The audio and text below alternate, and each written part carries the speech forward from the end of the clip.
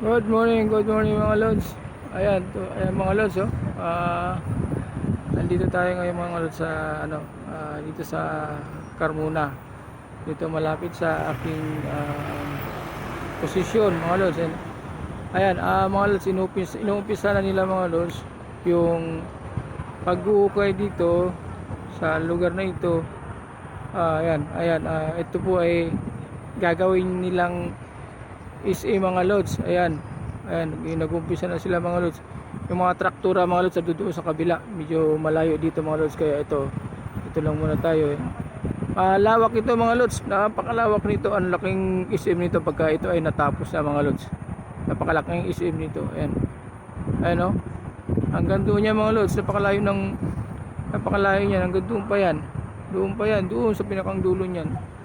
Napakalawak niya mga lods. Patagos yan dito. Paikot yan. Oh. Mga lods, hanggang doon yan, doon. Medyo malayo ang mga lods, pati ang lugar ko mga lods, jujutihan ko pa yung building na yan, ay makukuha din yan. Tanggal din yan mga lods, hanggang doon yan.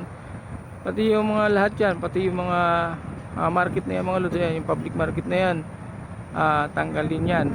Pati yung school na yun, tanggal yun. Tagos yan doon mga lods. Bali magkakaroon ng dito, parang magkakaroon ng kalsada, diretso to Binyan mga lods. Magkakaroon ng tagusan diyan. Paikot yan mga lods.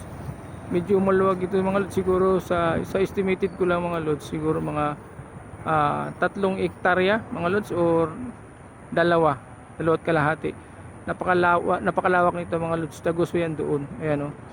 Inuumpisa na nila mga lods. Ang haba na niya, mga nagawa nila mga lods. Ang haba na niyan. Oh. Ang tagos yan doon mga lods. Oh. Di ba? Napakalaking nito mga lods pagka ito yung nagawa na. Napakalaki nito. Parang ito ang pinakamalaking mga lods sa buong Cavite. Dahil napakalaki nito, kasi yung Dasma hindi naman masyadong kalakihan. Medyo mahaba lang siya mga lods, pero hindi masyadong kalakihan.